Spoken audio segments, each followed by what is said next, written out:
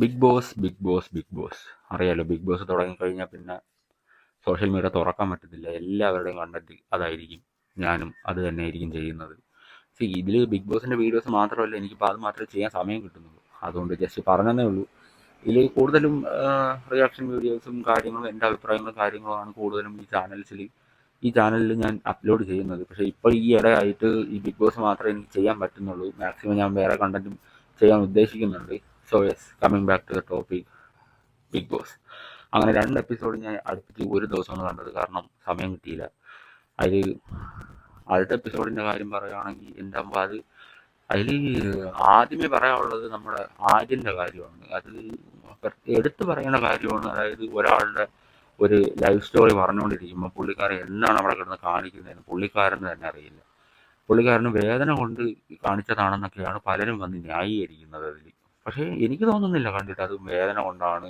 അതായത് കണ്ടുകൊണ്ടിരിക്കുന്ന ഒരാൾക്ക് മനസ്സിലാവും ചിരിക്കുന്നതാണോ കരയുന്നതാണോ എന്ന്. ജിസേൽ വന്നിട്ട് എൻ്റെ ഒപ്പം എന്ത് ന്യായീകരിക്കലാണ് ഈ ആര്യന്? അതിൻ്റെ ആവശ്യം എന്തോന്നാണ്? വന്നിട്ട് കണ്ണീര് വന്നത് കണ്ടു, അത് കണ്ടു, ഇത് കണ്ടു എന്നൊക്കെ പറഞ്ഞിട്ട് ഒരേ ഓവർ തന്നെയായിരുന്നു. അതുപോലെ തന്നെ അപ്പുറത്ത് കലാഭവൻ ശാരികയിൽ അവിടെ ചെന്ന് കിടന്ന് എന്തൊക്കെയോ കാണിച്ചു കൂട്ടുന്നുണ്ട്. എന്നിട്ട് പുള്ളിക്കാരി ഇരുന്ന് ചിരിക്കുകയാണ്. അതായത് ഒരാളുടെ ലൈഫ് സ്റ്റോറി, അതായത് ആ പുള്ളിക്കാരി, അതായത് ശൈത്യ വന്ന വഴികളും അവർക്ക് നഷ്ടപ്പെട്ട അവസരങ്ങളും, മോഹൻലാൽ സാറിൻ്റെ കൂടെ പുതിയ ഒരു സിനിമയിൽ, അതായത് മലക്കോട്ടെ വാലിമലിനെന്തോ ആ കാര്യങ്ങളൊക്കെ പുള്ളിക്കാരി പറയുന്നുണ്ടായിരുന്നു. ആ ആ ഒരു ലിറ്ററലി ആ ഒരു അവസ്ഥ പറഞ്ഞുകൊണ്ടിരിക്കുമ്പോൾ രണ്ടുപേരും കൂടെ അങ്ങോട്ട് ചിരിക്കുകയാണ്. എന്നിട്ട് ആ അബി വന്ന് റിയാക്ട് ചെയ്തിട്ട് എനിക്കൊന്നും തോന്നിയില്ല. കാരണം എനിക്ക് കണ്ടുകൊണ്ടിരുന്നപ്പോൾ എനിക്കും അത്ര ദേഷ്യമാണ് വന്നത്. കാരണം ഒരാൾ ഇങ്ങനെ പറയുമ്പോൾ എന്തൊക്കെയാണ് അവിടെ കാണിച്ചു കൂട്ടുന്നത്. അത് ശരിക്കും പറഞ്ഞാൽ ഇൻസൾട്ട് തന്നെയാണ്. അത് പറയാതിരിക്കാൻ വയ്യ. കാരണം ആ എപ്പിസോഡിൽ എനിക്ക് അത് പറയാതെ വേറെ എനിക്ക് അതാണ് ആദ്യം അഡ്രസ്സ് ചെയ്യാൻ തോന്നിയത് തന്നെ. അതാണ് എൻ്റെ മൈൻഡിൽ ഇങ്ങനെ പൊയ്ക്കൊണ്ടിരിക്കുന്നത്. കണ്ടപ്പോഴത്രയും ഒരാൾ ഒരു കാര്യം അഡ്രസ്സ് ചെയ്യുമ്പോൾ ഇങ്ങനെയാണോ ഒരാൾ വെൽക്കം ചെയ്യേണ്ടത് അല്ലെങ്കിൽ കേട്ടിരിക്കേണ്ടത്? അത്ര ഓഡിയൻസ് ഉണ്ട്, ഇത്രയും പേര് കാണുന്ന ഷോയാണ്. ഇപ്പം കുറച്ച് പേരെ ഉള്ളൂ എങ്കിൽ ഓക്കെ, ഫൈൻ, എന്ത് വേണോ കാണിച്ചോട്ടെ. ഇത്ര പേര് കാണുന്ന ഷോ എങ്കിലൊന്നും പുള്ളിക്കാരനൊന്നും ചിന്തിച്ചൂടെ? പൊട്ടനാണ്. എന്നിട്ട് ഒരേ അഭിനയം, എൻ്റെ എന്തോ നടുവേദനയായിരുന്നു, ലിറ്ററലി ഞാൻ കരഞ്ഞുപോയി. ഒരേ അഭിനയം. എന്നിട്ട് അപ്പാനി വന്ന് സംസാരിച്ചപ്പോൾ അതിൽ കാണിക്കുന്നുണ്ട്, എപ്പിസോഡ് ഫുള്ള് കണ്ടവർക്കറിയാം, അതിൽ പറയുന്നുണ്ട് ഞാൻ ചിരിച്ചു പോയി, അങ്ങനെയാണ് ഇങ്ങനെയാണെന്നൊക്കെ പറഞ്ഞ് പുള്ളിക്കാരൻ മെഴുകുന്നുണ്ട് കിടന്ന്. അവസാനം സമ്മതിച്ചു, ചിരിച്ചതാണെന്ന് സമ്മതിച്ചു. പക്ഷെ അത് എല്ലാവരുടെ മുമ്പിലും അല്ല, അപ്പാനി വന്ന് ചോദിച്ചപ്പോൾ മാത്രമാണ് അത് സമ്മതിച്ചത്. അപ്പോഴെങ്കിലും സമ്മതിച്ചത് ഭാഗ്യം. എന്നിട്ട് അവസാനം അല്ലേ, ആ എപ്പിസോഡിൻ്റെ അവസാനം നിങ്ങൾക്ക് കണ്ടാൽ മനസ്സിലാവും, ഡോക്ടറിൻ്റെ അടുത്ത് സംസാരിക്കുന്നുണ്ട്. അതായത് എനിക്ക് ഇമോഷണൽ ബേസ്റ്റാണ് ഉണ്ടായത്. ഡോക്ടർ പിന്നീട് അടുത്താണ് സംസാരിക്കുന്നത്, ഇമോഷണൽ ബേസ്ഡാണ്, എനിക്ക് അങ്ങനെ ഉണ്ടായി ഇങ്ങനെ ഉണ്ടായി എന്നൊക്കെ പറഞ്ഞ് തള്ളി വിടുന്നുണ്ട്. പക്ഷേ ആ ഡോക്ടറിൻ്റെ ആ ഒരു ക്വാളിറ്റി എനിക്ക് അപ്പോഴും മനസ്സിലായി. പുള്ളിക്കാർ സ്പോട്ടിൽ അതിനുള്ള റിപ്ലൈ കൊടുത്തു. കാരണം നിനക്ക് അങ്ങനത്തെ എന്തെങ്കിലും പ്രശ്നം ഉണ്ടെങ്കിൽ സൈക്കോളജിസ്റ്റിനോ സൈക്കാട്രിസ്റ്റിനോ കൺസൾട്ട് ചെയ്യണം. നല്ല കാര്യമാണ്. കാരണം ഈ അനുസരിച്ചുള്ള ഇമോഷൻസ് അല്ല വരുന്നത്, ഓപ്പോസിറ്റ് ഉള്ള ഇമോഷൻസ് ആണ് വരുന്നതെങ്കിൽ ഉറപ്പായിട്ടും അത് ഡോക്ടറിനെ കൺസൾട്ട് ചെയ്യേണ്ടതാണ്, സൈക്കാട്രിസ്റ്റിനെ അല്ലെങ്കിൽ സൈക്കോളജിസ്റ്റിനെ കൺസൾട്ട് ചെയ്യേണ്ടതാണ്. അതൊരു തരം രോഗം തന്നെയാണ്. അത് പുള്ളിക്കാരി അവിടെ കൃത്യമായി ആ നിലപാട് പറഞ്ഞിട്ടുണ്ട്. അതെനിക്ക് സീരിയസ്ലി ഇഷ്ടപ്പെട്ടു. കാരണം അങ്ങനെ പിന്നെ അങ്ങനെ ഇങ്ങനെ അഭിപ്രായങ്ങളൊന്നും പറയുന്നത് അങ്ങനെ ഞാൻ കേട്ടിട്ട് പോലുമില്ല. പക്ഷേ ആ ഒരു അഭിപ്രായം പറഞ്ഞത് എനിക്ക് സീരിയസ്ലി ഇഷ്ടപ്പെട്ടു. ഈ സാഹചര്യത്തിനനുസരിച്ചുള്ള ഇമോഷൻസ് അല്ല വരുന്നത്, അതിന് നേരെ ഓപ്പോസിറ്റ് ആണെങ്കിൽ കൺസൾട്ട് ചെയ്യുക, അത്രേ ഉള്ളൂ. ആര്യൻ്റെ വാ തന്നെ അടഞ്ഞു അത് പറഞ്ഞപ്പോൾ. ആ ഒരു എപ്പിസോഡിൽ ആ ഒരു മൊമെൻ്റൊക്കെ എനിക്ക് ഭയങ്കര ഇഷ്ടപ്പെട്ടൊരു മൊമെൻ്റായിരുന്നു. അതുപോലെ അടുത്ത ദിവസത്തെ ഇതിലോട്ട് വരുവാണെങ്കിൽ, അവസാനത്ത് നിന്ന് തുടങ്ങുകയാണെങ്കിൽ ജയിൽ.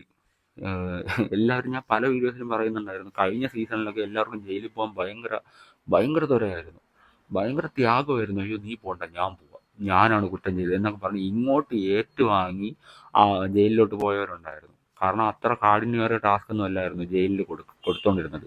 അതായത് മാവാട്ടുക, കഞ്ഞി വയ്ക്കുക, അങ്ങനെ കുറച്ച് ചെറിയ ചെറിയ സിമ്പിൾ സാധനങ്ങളായിരുന്നു. പക്ഷേ ഇന്നത്തെ, അതായത് മീൻസ് ലാസ്റ്റ് എപ്പിസോഡിൽ കണ്ടാൽ മനസ്സിലാവും, കൊടുത്ത ടാസ്ക് എന്ന് പറയുന്നത് എൻ്റെ മുമ്പ് എന്ത് ടാസ്ക് ഇത്. ഇത് ഒരു മിനിറ്റ് പോലും വെറുതെ ഇരിക്കാൻ പറ്റത്തില്ല. കാരണം ഈ കമ്പി ഇങ്ങനെ അടിച്ചടിച്ച് 60 സെക്കൻഡ് ആകുമ്പോൾ 1 മിനിറ്റായിട്ട് കൂട്ടിയിട്ട് ടൈം പറഞ്ഞു കൊടുക്കും. എന്നിട്ട് അടുത്ത ദിവസം ഒരു സമയമാകുമ്പോൾ അവർക്ക് എന്തുവാ കൃത്യമായിട്ട് ടൈം പറഞ്ഞാൽ അവരെ ഇറക്കി വിടാമെന്ന്. ഇതൊക്കെ എന്തോന്നാ ടാസ്ക്കാണ്. ഒരാളുടെ എത്രയെന്നും പറഞ്ഞു ഓക്കെ, ഒരു മണിക്കൂർ 2 മണിക്കൂറൊക്കെ ഇറങ്ങി ഫൈൻ നോക്കാം, അവരൊരു 5 മണിക്കൂർ വരെയൊക്കെ പിടിച്ചിരുന്നു. എന്നിട്ട് 5 മണിക്കൂറൊക്കെ എങ്ങനെ ചെയ്തു എന്നാണ് ഞാൻ ആലോചിക്കുന്നത്. കാരണം ആ മണി ശബ്ദം ഇങ്ങനെ കേട്ടിരിക്കണം. ഈ കമ്പിയിൽ ഇങ്ങനെ അടിക്കുന്നത്. അതുപോലെ മാർക്ക് ചെയ്യണം, തെറ്റിപ്പോവരുത്. എത്ര നേരം ചെയ്താന്ന് തോന്നുന്നു. അവരെന്തായാലും സമ്മതിക്കണം. അവസാനം ഇസയിലും ഒനിയിലും കൂടെ ഈ ക്യാമറ നോക്കി പറയുന്നുണ്ടായിരുന്നു, എന്നെ കൊണ്ട് പറ്റുന്നില്ല, നിർത്താം, 5 മണിക്കൂറായി. അബിയുടെ അടുത്തൊക്കെ പറയുന്നുണ്ട്, റിക്വസ്റ്റ് ചെയ്യുന്നു, അതായത് ഈ ടാസ്ക് ഒന്ന് നിർത്താമോ എന്ന്. പക്ഷേ അങ്ങനെ ആയിരിക്കണം ജയിൽ ടാസ്ക്. കാരണം കഴിഞ്ഞ വർഷമൊക്കെ ഭയങ്കര അടിയായിരുന്നു. ഈ ബിഗ് ബോസ് കണ്ടു വരുന്നവർക്ക് മനസ്സിലാവും. ഞാൻ പോവാൻ ജയിലിൽ ഇപ്പം ആർക്കും ജയിലിൽ പോകണ്ട. അങ്ങനെ ആയിരിക്കണം ടാസ്ക്. ഞാൻ പറഞ്ഞില്ലേ, ഈ സീസണാണ് ഞാൻ ശരിക്കും പറഞ്ഞാൽ എക്സൈറ്റഡ് ആയിട്ട് ഓരോ എപ്പിസോഡ് ഇരുന്ന് കാണുന്നത്. അതിൽ പറഞ്ഞല്ലോ, കണ്ടസ്റ്റൻറ്റിൻ്റെ ക്വാളിറ്റി കൊണ്ടൊന്നുമല്ല. ഈ ബിഗ് ബോസിൽ ഓരോ ദിവസവും ഓരോ രീതിയിലുള്ള ഗെയിംസാണ് വരുന്നത്. അതുപോലെ ഓരോ പ്ലോട്ട് ട്വിസ്റ്റുകളും വരുന്നുണ്ട്.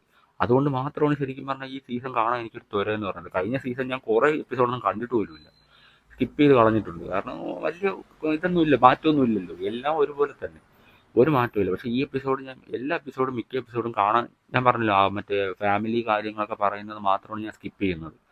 ബാക്കി എല്ലാം ഇരുന്ന് ഞാൻ കണ്ടിട്ടുണ്ട്. അയ്യോ, പിന്നെ പറയാനുള്ളത് അനുമോള് എന്തോന്നടെ ഒന്ന് പറഞ്ഞ് രണ്ടാമത്തേന് കരയാനാണ് അതിനെ കൊണ്ട് അവിടെ നിർത്തിയേക്കുന്നത്. സമയത്തിന് ഫുഡ് കൊടുത്തില്ല എന്ന് പറഞ്ഞ് കരച്ചിൽ, ചപ്പാത്തി കള്ളിന്ന് വിളിച്ചു കരച്ചിൽ, മുടി താഴെ വീണു കരച്ചിൽ, അമ്മയെ കാണണം കരച്ചിൽ.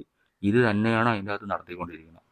എന്തൊക്കെയാണോ കാണിച്ചു കൊടുക്കുന്നത്. ഒന്ന് പറഞ്ഞ് രണ്ടാമത്തേന് കരയാനാണെങ്കിൽ പിന്നെ എന്തിനാണ് ഇതിലോട്ട് തള്ളിക്കൊണ്ട് പോയത്?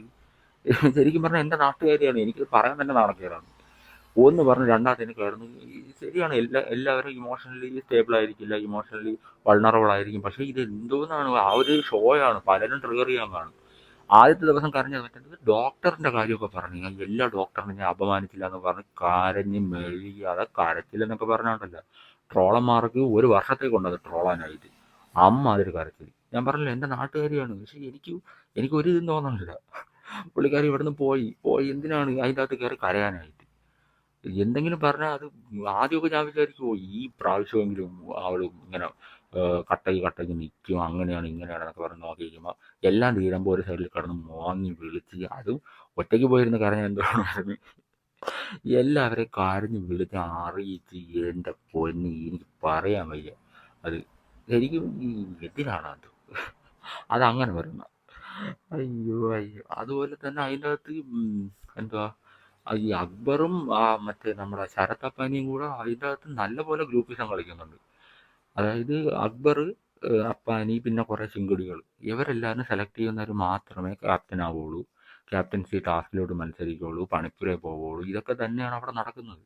എനിക്ക് എനിക്ക് കൃത്യമായിട്ട് ഫീൽ ചെയ്തു അതിൻ്റെ അകത്ത് നല്ലൊരു ഗ്രൂപ്പിസം നടക്കുന്നുണ്ട്. എല്ലാ സീസണിലും ഉണ്ട്, ഇല്ലെന്ന് ഞാൻ പറയുന്നില്ല. പക്ഷേ ഈ സീസണിൽ കുറച്ചുകൂടെ കൂടുതലാണെന്ന് തോന്നുന്നു ഗ്രൂപ്പിസമൊക്കെ. പക്ഷേ ഈ ഗ്രൂപ്പിസം കൂടെ ഈ അടിച്ച് കളയാനായിട്ട് ഒരു ടാസ്ക് പോലെ എന്തെങ്കിലുമൊക്കെ ബിഗ് ബോസ് ചെയ്യണമായിരുന്നു. ആ ഗ്രൂപ്പിൽ തന്നെ ഉള്ളവരെ പുറത്താക്കിയിട്ട് അങ്ങനെ എന്തെങ്കിലുമൊക്കെ. അതായത് ഏതോ ഒരു സീസണിലുണ്ടായിരുന്നു, എല്ലാവരും കൂടെ പ്ലാൻ ചെയ്തിട്ട് ഒരാളെ ഇങ്ങനെ പുറത്താക്കും. അപ്പോൾ ആ ആളെന്തൊക്കെ പറയും, അത് ഏത് സീസണാണെന്ന് ഞാൻ മറന്നുപോയി. അങ്ങനെ ഒരു സീസൺ ഉണ്ടായിരുന്നു. അതായത് ഏതോ ഒരു കണ്ടസ്റ്റൻറ്റിനെ എല്ലാവരും കൂടെ നോമിനേറ്റ് ചെയ്ത് നോമിനേഷൻ പോലും ഇല്ലാതെ ബിഗ് ബോസിനെ പുറത്താക്കുന്ന പ്രാങ്കായിരുന്നു. അതായത് അതിനകത്ത് ഒരു പ്രശ്നം ഉണ്ടാക്കണം, അതാണ് ബിഗ് ബോസ് ഉദ്ദേശിച്ചത്. അങ്ങനെ എന്തെങ്കിലും ഇതിൽ കൊണ്ടുവരണം, അല്ലെങ്കിൽ ഇതിങ്ങനെ പൊക്കോണ്ടിരിക്കും. കാരണം അതിൽ പലർക്കും അവസരം കിട്ടുന്നില്ല എന്നുള്ളതാണ് സത്യം. നിവിൻ നല്ലൊരു പ്ലെയറാണ്, ശരിക്കും പറഞ്ഞാൽ നല്ലൊരു എൻ്റർടൈനറാണ്. അതിൽ അവസാനമൊക്കെ ഈ ലാസ്റ്റ് എപ്പിസോഡിൽ അവസാനമൊക്കെ ആ അനീഷ് അങ്ങനെ ചിരിക്കണം ഞാൻ കണ്ടിട്ടേ ഇല്ല. ഈ എപ്പിസോഡ് തുടങ്ങി ഇത്ര നാളായിട്ടും അനീഷ് അങ്ങനെ നടന്ന് ചിരിക്കുന്നത് ഞാൻ കണ്ടിട്ടേ ഇല്ല. എൻ്റർടൈനർ മാത്രമല്ല, നിവിനൊക്കെ നല്ലപോലെ കളിക്കുന്നുണ്ട്, ഒനിയിലായാലും നല്ലപോലെ ഗെയിംസ് ചെയ്യുന്നുണ്ട്, അബി ആയാലും നല്ലപോലെ ഗെയിംസ് ചെയ്യുന്നുണ്ട്. പക്ഷേ ഇവർക്കൊക്കെ അവസരം കിട്ടുന്നില്ല.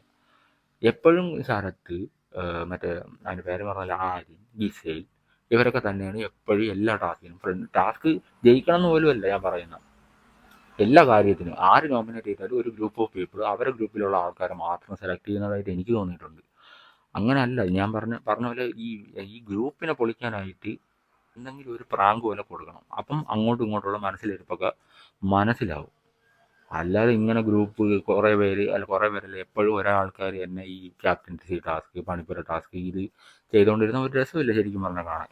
അതുപോലെ ഈ അനീഷിൻ്റെ കാര്യം പറഞ്ഞപ്പോഴാണ് ഞാൻ ഓർത്തത്, അനീഷ് അവിടെ ഒരു കാര്യം പറഞ്ഞു തീർക്കാനായിട്ട് അവിടെ ആരും സമ്മതിക്കുന്നില്ല. അവസാനം ഉണ്ടായ വഴക്ക് നിങ്ങൾക്ക് കണ്ടാൽ മനസ്സിലാവും. പുള്ളിക്കാരൻ പറഞ്ഞു തീർക്കാൻ അവിടെ സമ്മതിക്കുന്നില്ല, ഒരു വാചകം പറഞ്ഞവിടെ നിർത്തിയുള്ളൂ. പിന്നെ എല്ലാവരും പിടിച്ച് കേരളത്തിലെ സ്ത്രീകളെ മുഴുവൻ അങ്ങ് അപമാനിക്കുകയാണ്, എന്തൊക്കെയാണെന്ന് വിളിച്ച് പറയുന്നത്. പുള്ളിക്കാരൻ പറഞ്ഞത് എന്താണ്, രണ്ടുപേരുടെ ഭാഗത്തും തെറ്റുണ്ട്, അത് ഇങ്ങനെ എക്സ്പ്ലെയിൻ ചെയ്ത് തീർക്കാൻ അവിടെ സമയം കൊടുക്കുന്നില്ല. അനീഷ് എന്നൊരു വ്യക്തി ആയതുകൊണ്ട് മാത്രമാണ് എനിക്ക് തോന്നിയത്, അതായത് അവിടെ അങ്ങനെ ഒരു വഴക്കായത്. ബാക്കിയുള്ളവരെല്ലാവരും കൂടെ ഏറ്റെടുത്ത് അങ്ങോട്ട് പിന്നെ ബഹളമായിരുന്നു. ആ അക്ബർ എന്തിനാണ് അത് എന്തോ കിട്ടാൻ വേണ്ടി, ആരെങ്കിലും എന്തെങ്കിലും പറയാൻ വേണ്ടി, വഴക്കിടാൻ വേണ്ടി ഇങ്ങനെ നോക്കിയിരിപ്പുണ്ട് അക്ബർ. ചാടി വന്നിട്ട് ആ സീനിലില്ലെങ്കിൽ പോലും അതുവഴി വന്ന് വഴക്കുണ്ടാക്കിയിട്ട് പോകും. എന്തിനാണോ അത്, എനിക്ക് തോന്നുന്നത് സ്പേസിന് വേണ്ടി ആയിരിക്കാം മിക്കവാറും. സ്പേസിന്റെ കാര്യം പറഞ്ഞപ്പോഴാണ് ഞാൻ ഒരു കാര്യം ആലോചിച്ചത്. രേണു സുധി അവിടെ ഉണ്ടെന്ന് പോലും അറിഞ്ഞൂടാ. ശരിക്കും അവൾ, എനിക്കറിയില്ല, ഈ പോക്കാണെങ്കിൽ കൂടിപ്പോയ 2 ആഴ്ചയും കൂടെ നിൽക്കുമായിരിക്കും, ചിലപ്പോൾ ഒരു 3 ആഴ്ച നിൽക്കുമായിരിക്കും. എനിക്ക് തോന്നുന്നില്ല, കപ്പൊക്കെ അടിക്കാനുള്ള ഒരു ക്യാപ്പബിലിറ്റി ഒന്നും അവർക്കില്ല. ടാസ്കിലായാലും ഓരോ അഭിപ്രായങ്ങൾ വ്യക്തമാക്കുന്നതായാലും ഈ സ്ക്രീൻ സ്പേസ് ആയാലും അവരെ കാണുന്നേ ഇല്ല. ഞാൻ ഈ കഴിഞ്ഞ 2 എപ്പിസോഡ് കണ്ട് ഇങ്ങനെ തീർത്തിട്ടാണ് ആലോചിച്ചത്, അയ്യോ ഇവരിങ്ങനെ കാണുന്നില്ലല്ലോ. അതായത് ഒട്ടും ആക്റ്റീവ് അല്ല. പിന്നെ എങ്ങനെയൊക്കെ പിടിച്ച് നിൽക്കുന്നു. എനിക്ക് തോന്നുന്നത് TRP റേറ്റിംഗ് കൂട്ടാൻ വേണ്ടി ചാനലുകാർ തന്നെ നിർത്തിക്കുന്നതായിരിക്കും മിക്കവാറും. അങ്ങനെ ആവാനേ ചാൻസ് ഉള്ളൂ നോക്കിയിട്ട്. കാരണം ഭയങ്കര അലക്ഷ്യമായിട്ടാണ്, ഭയങ്കര ലേസി ആയിട്ടാണ് അവർ ഓരോ ടാസ്ക് ചെയ്യുന്നതായാലും അവിടെ നിൽക്കുന്നതായാലും. എപ്പോഴും വീട്ടിൽ പോകണം, എനിക്ക് വയ്യ, ഇതൊക്കെ തന്നെയാണ് പറഞ്ഞുകൊണ്ടിരിക്കുന്നത്. ആദ്യം കുറേ ഡ്രാമയെങ്കിലും ഉണ്ടായിരുന്നു, അങ്ങനെയെങ്കിലും കുറച്ച് സ്ക്രീൻ സ്പേസ് വരുമായിരുന്നു. ഇതിപ്പം കാണുന്നതേ ഇല്ല. പണിപ്പുര പോയിട്ടില്ലെന്ന് തോന്നുന്നു. പിന്നെ ടാസ്കുകളിലായാലും അങ്ങനെ കാണിക്കുന്നില്ല. ക്യാമറ കാണിക്കാത്തതാണോ ഇനി ഞാൻ കാണാത്തതാണോ എന്ന് എനിക്കറിയില്ല. ഇടയ്ക്ക് വെച്ച് ഞാൻ ആലോചിക്കുകയും ചെയ്തു, ഇവർ ഔട്ടായി പോയായിരുന്നു. കാരണം ഇവർ ഇതിൽ കാണാനില്ല.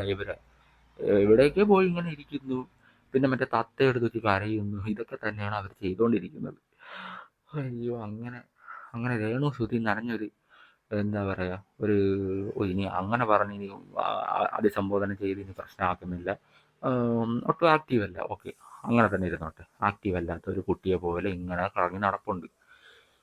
പിന്നെ ആരുടെ കാര്യം പറയാനാണ്, അതിലങ്ങനെ പ്രത്യേകിച്ച് ഞാൻ പറഞ്ഞില്ല, അതിന് പേഴ്സണൽ ഫേവറേറ്റും അങ്ങനെ ആരുമില്ല. പിന്നെ കപ്പടിക്കുമെന്ന് തോന്നുന്ന ആരും അതിൻ്റെ അകത്ത് എനിക്ക് ഇതുവരെയും തോന്നിയിട്ടില്ല. കഴിഞ്ഞ വീഡിയോ ചെയ്തപ്പോഴും ഇത് തന്നെയാണ് ഞാൻ പറഞ്ഞത്, ഇതുവരെയും അങ്ങനെ ആരെയും എനിക്ക് തോന്നിയിട്ടില്ല. ഇപ്പോഴും ഇനി ചിലപ്പോൾ പോകെ ആരെങ്കിലുമൊക്കെ തോന്നുമായിരിക്കും, പക്ഷെ ഇതുവരെയായിട്ടും എനിക്ക് അങ്ങനെ ഒരു വ്യക്തി എനിക്ക് തോന്നിയിട്ടേ ഇല്ല. അപ്പം ഇത്രയൊക്കെ തന്നെയാണ്. ഞാൻ പറഞ്ഞല്ലോ, ലൈവും കാര്യങ്ങളൊന്നുമില്ല. ലൈവ് ഞാൻ അങ്ങനെ കാണാൻ സമയം കിട്ടാറുമില്ല, ഞാൻ കാണാറുമില്ല. കൂടുതലും എപ്പിസോഡ്സാണ് കാണുന്നത്. എൻ്റെ ആ എപ്പിസോഡ്സ് കണ്ടിട്ട് എൻ്റെ അഭിപ്രായങ്ങൾ വന്ന് ഞാൻ ഇങ്ങനെ പറയും. പല വീഡിയോസിലും പറഞ്ഞതാണ്, വേണമെന്നുള്ളവർക്ക് കാണാം, ഇല്ലാത്തവർക്ക് സ്കിപ്പ് അടിച്ച് പോകാൻ, നോ പ്രോബ്ലം. സോ യെസ്, അടുത്തൊരു വീഡിയോയും വരുന്നത് വരെ ബൈ.